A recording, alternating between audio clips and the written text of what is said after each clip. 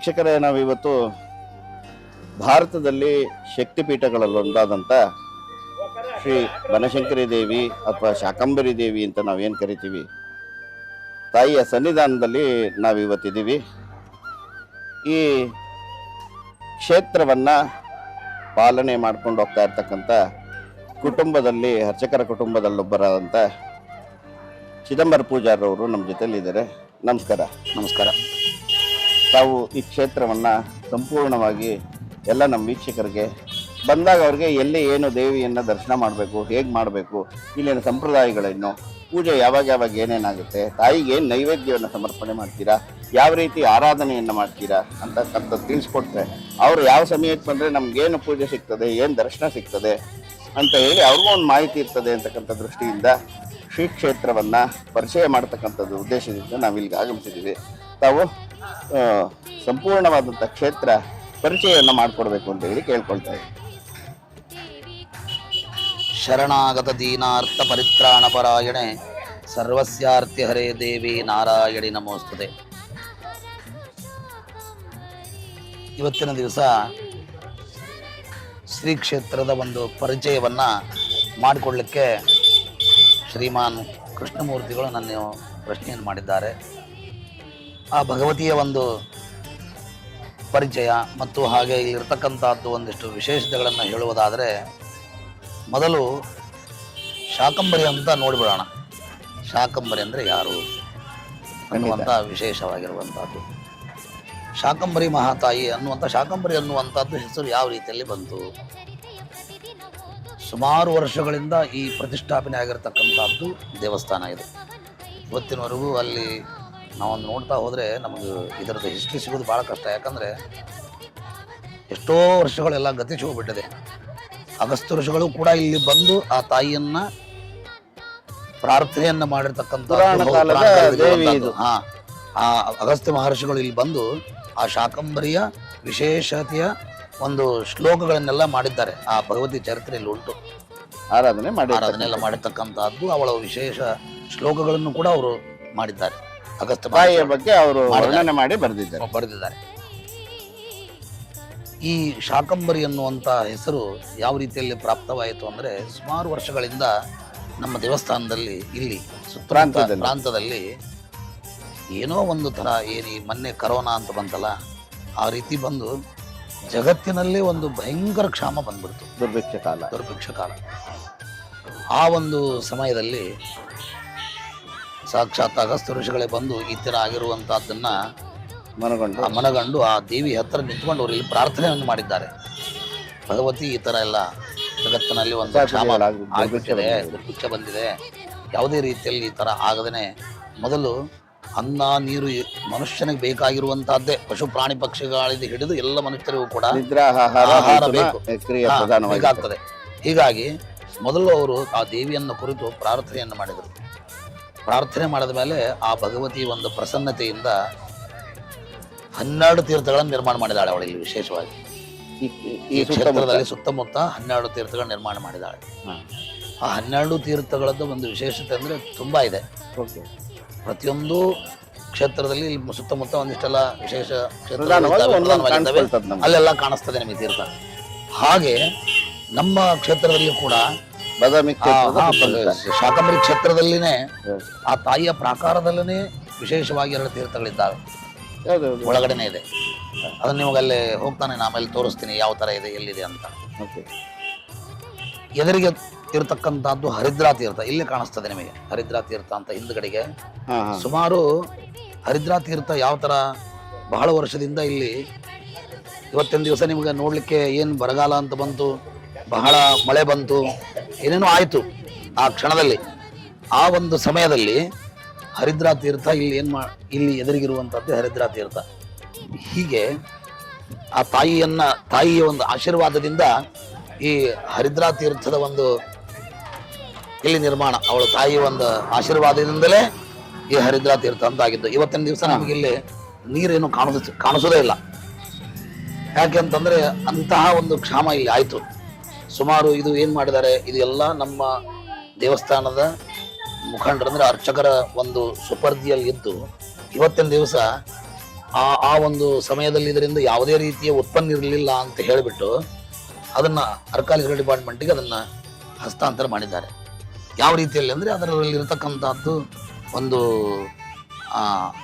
ನಮ್ಮ ಒಂದು ಸ್ವತ್ತು ಅಂತ ಇಟ್ಕೊಂಡು ಅವರಿಗೆ ಕೊಟ್ಟಿದ್ದಾರೆ. ಇದನ್ನ ನಮ್ಮ ಸ್ವತ್ತೇ ಇದೆ, ನಮ್ಮ ದೇವಸ್ಥಾನದ ಸ್ವತ್ತೇ ಹೌದು. ಅದು ಮೇಂಟೆನೆನ್ಸಿಗೆ ಅವಾಗ ಇದರಿಂದ ಯಾವುದೇ ರೀತಿ ಉತ್ಪನ್ನ ಇರಲಿಲ್ಲ ಅಂತ ಹೇಳಿ ಅದನ್ನ ಅರ್ಕಾಲಿಕಲ್ ಡಿಪಾರ್ಟ್ಮೆಂಟ್ ಅವರಿಗೆ ಇದನ್ನ ಹಸ್ತಾಂತರ ಮಾಡಿದ್ರು. ಬಟ್ ಅವರು ಅದರಿಂದ ಇಲ್ಲಿ ತುಂಬಾ ನೀರಿತ್ತು. ಅವಾಗ ಅವ್ರು ಏನು ಮಾಡಿಬಿಟ್ರು, ಅವಾಗ ಕೊಟ್ಟಾಗಿಂದ ಒಂದು ಸ್ವಲ್ಪ ಹೂಳೆತ್ತಬೇಕಂತ ಹೇಳಿ ಸೆಂಟ್ರಲ್ ಗೌರ್ಮೆಂಟಿಂದ ದುಡ್ಡುಗಳನ್ನೆಲ್ಲ ತೊಗೊಂಡು ಬಂದು ಇಷ್ಟೇನೋ ಇದನ್ನು ವ್ಯವಸ್ಥೆ ಮಾಡಿದ್ರು. ಆ ಒಂದು ಸಮಯದಲ್ಲಿ ಇದು ನೋಡಿ, ಸುಮಾರು ಪ್ರತಿನಿತ್ಯ ಇಲ್ಲಿ ನೀರಿದ್ದಾಗ 80 ಎಕರೆ ಜಮೀನಿಗೆ ನೀರು ಹೋಗೋದು ಇಲ್ಲಿಂದ ಪ್ರತಿನಿತ್ಯ. ನಿಮಗೆ ಇವತ್ತಿನ ದಿವಸ ಅಲ್ಲಿ ಮೋರಿ ಕಾಣಿಸುತ್ತೆ, ಆ ಮೋರಿಯಿಂದ ಸುಮಾರು 80 ಎಕರೆ ಜಮೀನಿಗೆಲ್ಲ ನೀರು ಅಲ್ಲಿಂದ 80 ಎಕರೆ ಜಮೀನಿಗೆ ನೀರು ಹೋಗುವಂತಹದ್ದು. ಎದುರುಗಡೆ ರಂಧ್ರ ಇದೆಯಲ್ಲ, ಅದ್ರ ಮುಖಾಂತರ 4 ರಂಧ್ರ ಇದೆಯಲ್ಲ ಅಲ್ಲಿ ಅಂತಹದ್ದು. ಅಲ್ಲಿ ಒಳಗಡೆಗೂ ಕೂಡ ಇವತ್ತಿನ ದಿವಸ ಹೊಸದಾಗಿ ಕಾಣಿಸ್ಲಿಕ್ಕೆ ಭಕ್ತಾದಿಗಳ ಒಂದು ಆಶಯದ ಮೇರೆಗೆ ನಾವೆಲ್ಲ ಟೈಲ್ಸ್ ಎಲ್ಲ ಹಾಕಿದ್ದೇವೆ, ಗ್ರಾನೈಟ್ಗಳನ್ನ. ಅದು ಇರ್ಲಿಲ್ಲ ಮೊದಲು, ಬೇರೆ ಇಂಥ ಹಾಸುಗಳೆಲ್ಲ ಇತ್ತು ಅಲ್ಲಿ. ಆ ಒಂದು ಹಾಸುಗಲ್ಲ ಮಧ್ಯದಲ್ಲಿ ಸಿಕ್ಕಾಪಟ್ಟೆ ನೀರು ಬರೋದು. ಮಳೆ ಬಂತು ಅಂದ್ರೆ ಬುಗ್ಗೆ ಬರೋದು, ಬೇಕಾದಷ್ಟು ನೀರು. ಅಷ್ಟೊಂದು ತಾಯಿ ಒಂದು ಆಶೀರ್ವಾದ ನೀರು ಇರುವಂತಹದ್ದು, ತೃಪ್ತಿಯಾಗಿ ಇತ್ತು. ಅಂತದು ಯಾವುದೋ ಒಂದು ಕರ್ಮದಿಂದ ಈ ರೀತಿ ಎಲ್ಲ ಇದು ನೀರೆಲ್ಲ ಹೋಗ್ಬಿಟ್ಟಿದೆ. ಅವಾಗೆಲ್ಲ ಹೂಳೆತ್ತಿದ ಮೇಲೆ ಸುಮಾರು ಪ್ರಯತ್ನ ಮಾಡಿ ಅವರೆಲ್ಲ ಹೊಸ ತೆಗೆದ್ರು ಅದನ್ನ. ಅವ್ರು ಒಳ್ಳೇದಾಗ್ಲಿ ಅನ್ನೋ ಮನೋಭಾವದಿಂದ ಮಾಡಿದ್ದಾರೆ. ಬಟ್ ಅದು ದೇವಿಯ ಆಶೀರ್ವಾದದಿಂದ ಯಾವ ಥರ ಇರುತ್ತೆ ಅಂತ ನಮಗೆಲ್ಲ ತಿಳಿಯಲಾರದ ಮಾತು. ಅಲ್ಲಿರುವಂಥದ್ದು ಸಾಕಷ್ಟು ಜಲಗಳು ಇರುವಂಥದ್ದು ಆ ಸಮಯದೆಲ್ಲ ಹೋಗ್ಬಿಡ್ತು. ವಾಪಸ್ ಮತ್ತೆ ನೀರು ಬರಲಿಲ್ಲ. ಆ ಬಳಕೆ ಆದಮೇಲೆ ಸುಮಾರು ವರ್ಷ ನಾವು ಹಾಗೆ ನೀರು ಇತ್ತು. ಮುಂದೆ ಒಂದು ಕ್ಷಾಮ ಬಂದಾಗೆಲ್ಲ ನೀರೆಲ್ಲ ಬತ್ತಿ ಹೋಗ್ಬಿಡ್ತು. ಯಾವ ಥರ ಬತ್ತಿದೆ ಅಂತ ಆದರೆ, ನಿಮ್ಮ ಸುತ್ತು ಈ ಹೊಂಡದ ಸುತ್ತು ಸುಮಾರು ಏನು ಜಮೀನುಗಳಿದ್ದಾವೆ, ಪ್ರತಿಯೊಂದು ಜಮೀನದಲ್ಲಿ ಬೋರ್ ಕಾಣಿಸುತ್ತೆ. ಬೋರಿನ ಗುಣಧರ್ಮ ಏನು, ಎಲ್ಲಿ ನೀರು ಸಿಗುತ್ತೆ ಅದನ್ನ ಜಗ್ತದೆ. ಅದು ಹಾಗಾಗಿ ಅಂತರ್ಜಲ ಏನಿಲ್ಲಿ ಹರಿದ್ರಾ ತೀರ್ಥ ಇದೆ, ಇದರ ಸುತ್ತು ಇರುವಂತ ಬೋರುಗಳಿಗೆ ಇಲ್ಲಿಂದ ನೀರು ಹೋಗಿಬಿಡುತ್ತೆ. ಹೀಗಾಗಿ ನೀರು ಈಗ ನಿಂದಿರ್ತಾ ಇಲ್ಲ. ಹೀಗಾಗಿ ಮತ್ತು ಈಗ ಮೊನ್ನೆ ಏನು ನಮ್ಮ ರಾಜಕೀಯ ಒಂದು ಜನಗಳೆಲ್ಲ ಇದ್ದಾರೆ, ಅವ್ರಿಗೆಲ್ಲ ಕಷ್ಟಪಟ್ಟು ಒಂದಿಷ್ಟೇನೋ ಇಲ್ಲೆಲ್ಲ ನೀರನ್ನು ಬಿಡಿಸ್ತಾರೆ. ಯಾವ ಟೈಮಲ್ಲಿ ಜಾತ್ರೆಯ ಸಮಯದಲ್ಲಿ ನೀರು ಬಿಡಿಸಿ ಎಲ್ಲ ಜನರಿಗೆ ಅನುಕೂಲ ಆಗುವಂಥದ್ದನ್ನು ಮಾಡ್ತಾರೆ. ಇಲ್ಲೆಲ್ಲ ನೀರು ಪ್ರತಿನಿತ್ಯ ನದಿಯಿಂದೆಲ್ಲ ನೀರು ಬೀಳುತ್ತೆ. ನದಿಯಿಂದನೇ ಡೈರೆಕ್ಟಾಗಿ ಇಲ್ಲಿ ಬರುವಂಥದ್ದನ್ನು MLA MP ಗಳು ಮತ್ತು ಹಿಂದೆ ಇವತ್ತಿನ ದಿವಸ ಇರುವಂಥ ಮುಖ್ಯಮಂತ್ರಿ ಸಿದ್ದರಾಮಯ್ಯನವರು ಕೂಡ ಇಲ್ಲಿ MLA ಆಗಿ ಹೋದರು. ಆ ಸಮಯದೆಲ್ಲ ಒಂದು ಸ್ವಲ್ಪ ವ್ಯವಸ್ಥೆಯನ್ನು ಅವರು ಮಾಡಿದ್ದಾರೆ. ಹಿಂದೆ ಇರತಕ್ಕಂಥ ರಾಜಕೀಯ ವ್ಯಕ್ತಿಗಳು ಕೂಡ ಮಾಡಿದ್ದಾರೆ. ಎಲ್ಲ ಮಾಡಿ ಇಲ್ಲೊಂದು ವ್ಯವಸ್ಥೆ ಮಾಡಿ ಭಕ್ತಾದಿಗಳೇ ನೀರಿನ ಒಂದು ವ್ಯವಸ್ಥೆಯನ್ನು ಇವತ್ತಿನ ಕಲ್ಪಿಸ್ತಾ ಇದ್ದಾರೆ. ಇಲ್ಲೊಂದು ವಿಶೇಷತೆ ಏನು ಹೇಳೋದಂದರೆ, ಹರಿದ್ರಾ ತೀರ್ಥದಲ್ಲಿ ಏನು ಜನರಿಗೆ ಮಕ್ಕಳಾಗೋದಿಲ್ಲ ಅಂತ ಬರ್ತಾರೆ, ಅವರುಗಳೆಲ್ಲ ಒಂದು ತೆಪ್ಪೋತ್ಸವ ಕಾರ್ಯಕ್ರಮವನ್ನು ಮಾಡಿಸ್ಲಿಕ್ಕೆ ಒಂದು ಪಾವತಿ ಮಾಡಿಸ್ತಾರೆ. ನಮ್ಮಲ್ಲಿ ಇಲ್ಲಿ ಬಾಳೆ ದಿಂಡಿನಿಂದ ತೊಟ್ಟಲವನ್ನು ಮಾಡ್ತಾರೆ. ತೊಟ್ಟಲವನ್ನು ಮಾಡಿಬಿಟ್ಟು ಮಗುವನ್ನು ಅದರಲ್ಲಿ ಕೂಡಿಸಿ ಈ ದಂಡಿಯಿಂದ ಆ ದಂಡಿವರೆಗೂ ಅದನ್ನು ಬಿಡ್ತಾರೆ, ತೊಟ್ಟಲವನ್ನು ಬಿಡ್ತಾರೆ. ಅದು ತಾನೇ ಅಲ್ಲಿವರೆಗೂ ಬರುತ್ತೆ. ಒಬ್ರು ಇರ್ತಾರೆ, ಅಂಬಿಗೆ ಒಬ್ರು ಇರ್ತಾರೆ, ಅಲ್ಲಿವರೆಗೂ ಬರುವವರೆಗೂ ಆ ಮಗುವನ್ನು ಒಂದೇ ತಗೊಂಡು ಅಲ್ಲಿ ಹೋಗ್ತಾರೆ. ಅವ್ರ ಹರಿಕೆ, ನನಗೆ ಮಗು ಆಯ್ತಂದ್ರೆ ಈ ಹರಿದ್ರಾ ತೀರ್ಥದಲ್ಲಿ ಬಿಡ್ತೀನೋ ಅನ್ನೋದು. ಸಾಕಷ್ಟು ಜನ ಬೇಡ್ಕೋತಾರೆ ದೇವಿಗೆ. ಈ ಥರ ಮಕ್ಕಳಾದ್ಮೇಲೆ ತೊಗೊಂಡು ಬಂದು ತೊಗೊಂಡು ಹೋಗಿ ಅಲ್ಲಿ ಬಿಟ್ಟು ಪೂಜೆಯನ್ನು ಮಾಡಿ ತಾಯಿಗೆಲ್ಲ ಒಪ್ಪಿಸುವಂಥದ್ದು ಪೂಜೆ ಈ ಹರಿದ್ರಾ ತೀರ್ಥದ ವಿಶೇಷತೆ ಆಗಿತ್ತು. ಇವತ್ತಿನ ದಿವಸ ಸುಮಾರು ಜನಗಳು ಬೇಡ್ಕೊಂಡಿರೋರೆಲ್ಲ ಕೇಳ್ತಾರೆ. ಪಾಪ ಈ ಥರ ಇರೋದ್ರಿಂದ ತುಂಬ ಮನಸ್ಸಿಗೆ ನೋವು ನಮಗೂ ಆಗುತ್ತೆ, ಅವ್ರಿಗೂ ಆಗ್ತದೆ. ಅವರು ಶಾಸ್ತ್ರೋಕ್ತವಾಗಿ ಆಗಲಿ ಅಂಥೇಳಿ ಒಂದು ತೊಟ್ಲ ಇಲ್ಲೇ ಮಾಡಿ ದಂಡಿಯಲ್ಲಿ ಇಟ್ಬಿಟ್ಟು ಅದರಲ್ಲೇ ಕೂಡಿಸಿ ಕರ್ಕೊಂಡು ಹೋಗುವಂಥದ್ದು ಈಗ ಸದ್ಯ ಮಾಡ್ತಾ ಇದ್ದಾರೆ. ಈ ಥರ ಇರುವಂತಹ ಇನ್ನೊಂದು ವಿಶೇಷ ಏನು ಅಂತಂದರೆ, ನಾವು ಬೇರೆ ಕಲ್ಯಾಣಿಗಳನ್ನೆಲ್ಲ ನೋಡಿದ್ದೀವಿ, ಪ್ರವೇಶ ದ್ವಾರ 4 ಮಾತ್ರ ಇರ್ತದೆ. ಇದು ಪ್ರಧಾನ ಪ್ರವೇಶ ದ್ವಾರ ಇದ್ದು, ಇನ್ನು ಮಿಕ್ಕಿದ್ದೆಲ್ಲ ಚಿಕ್ಕ ಚಿಕ್ಕ ಬಾಗಿಲುಗಳು, ಎಲ್ಲ ಬೇಕಾದರೂ ಭಕ್ತಾದಿಗಳು ಯಾವ ದಿಕ್ಕಲ್ಲಿ ಬೇಕಾದರೂ ಇಳಿಬೋದು. ಅದು ವಿಶೇಷತೆ ಕಾಣಿಸ್ತಾ ಇದೆ. ಹೌದು, ನಮ್ಮ ನಿಜವಾಗ್ಲೂ ಅದನ್ನ ಹಿಂದಿನ ಯಾವ ಕಲ್ಯಾಣಿನಲ್ಲೂ ಈ ತರ ಇರೋದಿಲ್ಲ. ನಾನು ನಾಲ್ಕರಿಂದ ನೋಡಿದಾಗ ಇಷ್ಟು ಎಂಟ್ರೆನ್ಸ್ ಒಂದು ಕಲ್ಯಾಣಿಗೆ ಇರ್ತಕ್ಕಂಥದ್ದು ಇಲ್ಲೇ ವಿಶೇಷವಾಗಿ ನೋಡ್ತಾ ಇದ್ದಾರೆ. ಹೌದು, ಇದು ಎಲ್ಲಿ ಪೂರ್ವದ ಇದರಲ್ಲಿ ಆಗಿರುವ ಯಾವ್ದು ಕ್ರೌಡ್ ಆಗಬಾರ್ದು. ಎಷ್ಟು ಲೆಕ್ಕ ಹಾಕೊಳ್ಳಿ, ಎಷ್ಟು ಪ್ರವೇಶ ದ್ವಾರಗಳನ್ನು ಕೊಟ್ಟಿದ್ದಾರೆ ಅಂತಂದ್ರೆ ಇನ್ನು ಎಷ್ಟು ಜನಸಂಖ್ಯೆ ಈ ಕ್ಷೇತ್ರಕ್ಕೆ ಬರ್ತಾ ಇದ್ರು. ಲಕ್ಷಾನುಗಟ್ಟಲೆ ಜನಗಳು ಯಾವ ತರ ಇಲ್ಲಿ ಬರ್ತಾರೆ ಅಂತಂದ್ರೆ, ನಮ್ಮಲ್ಲಿ ಒಂದು ನಿಮ್ಗೆ ಆಮೇಲೆ ಹೇಳ್ತೇನೆ ಆ ಧಾರ್ಮಿಕ ವಿಷಯಗಳನ್ನ. ಅಲ್ಲೇನು ಜಾತ್ರೆ ಸಮಯದಲ್ಲಿ ಬರ್ತಕ್ಕಂಥ ಜನಗಳು, ನಮ್ಮಲ್ಲೆಲ್ಲ ಚಕ್ಕಡಿ ಅಂತೀವಿ, ಬಂಡಿ, ಎತ್ತಿನ ಗಾಡಿ ಇರುತ್ತಲ್ಲ, ಆ ಎತ್ತಿನ ಗಾಡಿಯಲ್ಲಿಯೇ ಜನಗಳು ಬಂದು ಈ ಜಾತ್ರೆಯಲ್ಲೆಲ್ಲ ಮಾಡುವ ಇಲ್ಲೆಲ್ಲ ನಿಂದಿರ್ತಿದ್ರು, ಹೊರಗಡೆ ನಿಂದಿರ್ತಿದ್ರು ಅವರು. ನಮಗೆಲ್ಲ ರೂಮ್ ಗೀಮ್ ಏನು ಇರಲಿಲ್ಲ. ನಮ್ಗೆ ಭಾಳ ಇದು ಯಾವ ಥರ ದೇವಿ ಅಂದರೆ ಬಡ ಜನರಿಗೆ ಇರತಕ್ಕಂಥ ಮಹಾತಾಯಿ ಬನಶಂಕರಿ. ಅಷ್ಟೊಂದು ತುಂಬಾ ಬಡ ಜನಗಳು ನಮ್ಮಲ್ಲಿ ಭಾಗ್ಯ ದೇವತೆ ಅಂದ್ರೂ ಪರವಾಗಿಲ್ಲ, ಬಡವರ ಭಾಗ್ಯ ದೇವತೆ ಬನಶಂಕರಿ ಅಂತ ದೇವಿ. ಆ ಅಷ್ಟೊಂದು ಭಕ್ತಾದಿಗಳನ್ನೆಲ್ಲ ಮಾಡಿದ್ದಾರೆ. ಅವ್ರು ಎಷ್ಟು ಮುಗ್ಧರಿದ್ದಾರಂತ ಒಂದು ನಿಮಗೆ ವಿಷಯ ಹೇಳ್ಬೇಕಂದ್ರೆ, ಸುತ್ತಮುತ್ತ ಇರತಕ್ಕಂಥ ಹಳ್ಳಿಯಿಂದ ಜನಗಳೆಲ್ಲ ಇಲ್ಲಿ ನಡೆದು ಬರ್ತಾರೆ.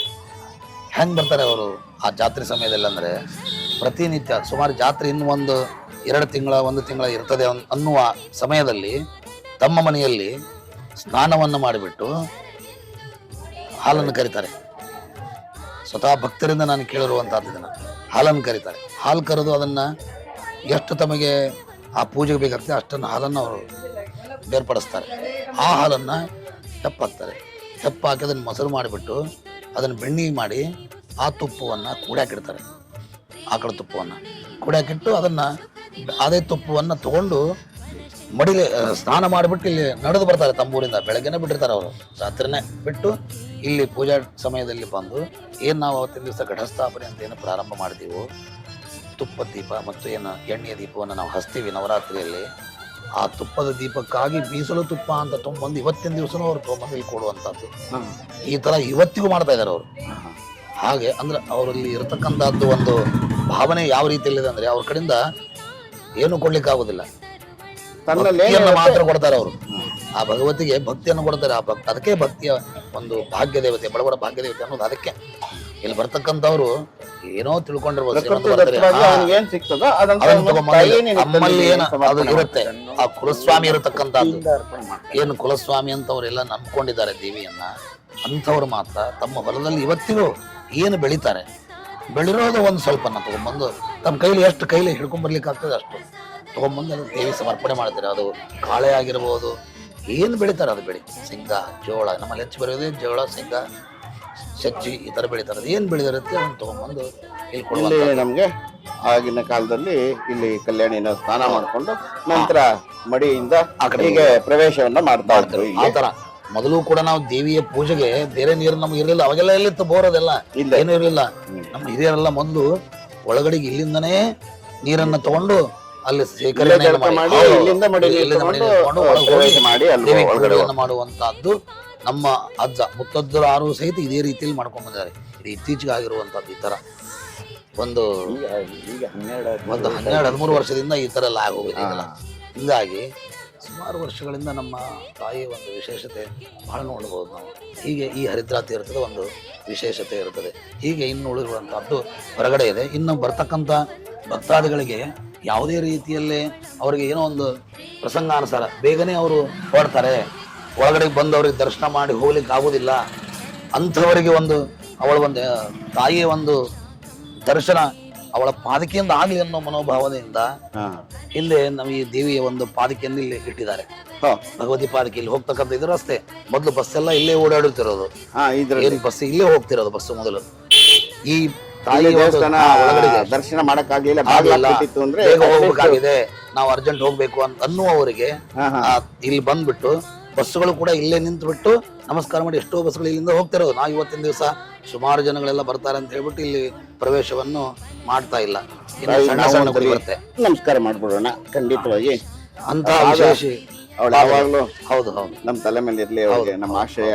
ಹೌದು, ಈ ವಿಶೇಷವಾಗಿರ್ತಕ್ಕಂಥ ಒಂದು ದರ್ಶನವನ್ನು ಮಾಡಿ ಆ ಪಾದಕ್ಕೆ ಇರ್ತಕ್ಕಂಥ ಒಂದು ಕುಂಕುಮ ಬಟ್ಟವನ್ನ ಅವ್ರು ಹಚ್ಕೊಂಡು ನಮಸ್ಕಾರ ಮಾಡಿ ಹೋಗ್ಬಿಟ್ರೆ ತಾಯಿಯ ದರ್ಶನ ಆಯ್ತು ಅನ್ನುವಂತ ಒಂದು ಆಶೀರ್ವಾದ ನಮಗೆ ಸಿಕ್ತು, ಅವಳ ಒಂದು ದರ್ಶನ ನಮಗಿಲ್ಲೇ ಆಯ್ತು ಅನ್ನುವಂತ ಒಂದು ಭಾವನೆಯಿಂದ ಅವರು ಈ ರೀತಿಯಲ್ಲಿ ತಾಯಿಯ ಭಂಡಾರವನ್ನ ಲೇಪನ ಮಾಡ್ಕೊಂಡಿದೀವಿ. ತಾಯಿ ಎಲ್ರಿಗೂ ಕೂಡ ರಕ್ಷಣೆಯನ್ನ ಕೊಡ್ಲಿ ಅಂತ ಹೇಳಿ ಪ್ರಾರ್ಥನೆ ಮಾಡ್ತಾ ನಾವಿವಾಗ ಆಲಯವನ್ನ ಪ್ರವೇಶ ಮಾಡಬೇಕು.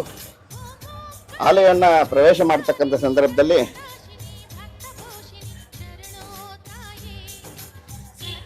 ಇವತ್ತು ನಾವು ಬಂದಿರ್ತಕ್ಕಂಥ ದಿವಸದಲ್ಲೇನೆ ಇಲ್ಲಿ ಒಂದು ಚಿಕ್ಕದಾಗಿ ಕಾಮಗಾರಿ ನಡೀತಾ ಇದೆ. ಹೌದು, ಒಂದು ಹೋಗಕ್ಕಾಗುತ್ತಾ?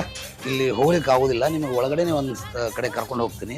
ಅಲ್ಲಿ ಒಳಗಡೆ ಹೋಗಿ ನಿಮ್ಗೆ ಒಳಗಡೆ ಇದೆಲ್ಲ ನಾನು ವಿಶೇಷತೆಯನ್ನ ನಾನು ಬೇರೆ ದಿವಸಗಳಲ್ಲಿ ಭಕ್ತಾದಿಗಳು ಹೀಗೆ ಬರ್ಬೇಕಲ್ವಾ? ಹೌದು, ಇದೇ ಪ್ರತಿನಿತ್ಯ ಪ್ರವೇಶ ದ್ವಾರ. ಇದೇ ಪ್ರವೇಶ ದ್ವಾರ. ಹಾ. ಇಲ್ಲಿಂದನೇ ಅವ್ರು ಬರಬೇಕು, ಇಲ್ಲಿಂದನೇ ಒಳಗಡೆ ಹೋಗ್ಲಿಕ್ಕೆ ದಾರಿ ಇದೆ. ಇವತ್ತಿನ ದಿವಸ ಇಲ್ಲಿ ಸ್ವಲ್ಪ ನಮ್ದು ಕಾಮಗಾರಿ ಕೆಲಸಗಳನ್ನು ನಾವು ಮಾಡಿಸ್ತಾ ಇದ್ದೇವೆ. ವೀಕ್ಷಕರೇ, ನಾವು ಶ್ರೀ ಕ್ಷೇತ್ರಕ್ಕೆ ಬಾದಾಮಿಗೆ ನಾವು ಬಂದರೆ ಪ್ರವೇಶ ದ್ವಾರ ಇದೇನೆ. ಅಮ್ಮ ದರ್ಶನ ಮಾಡಬೇಕು ಅಂತಂದರೆ ಹೀಗೆ ಹೋಗಬೇಕು. ಕಾರಣಾಂತರಗಳಿಂದ ಇಲ್ಲಿ ಕಾಮಗಾರಿ ನಡೀತಾ ಇದೆ. ಹಾಗಾಗಿ ಪ್ರವೇಶ ದ್ವಾರವನ್ನು ತೋರಿಸ್ತಾ ನಾವು ಒಳಗಡೆಗೆ ಬಂದು ಮಿಕ್ಕಿದ್ದು ಆಲಯವನ್ನು ಎಲ್ಲ ದರ್ಶನ ಮಾಡೋಣ. ಆ ಕಡೆಯಿಂದ ಬರೋಣ. ಒಳ್ಳೆಯದು.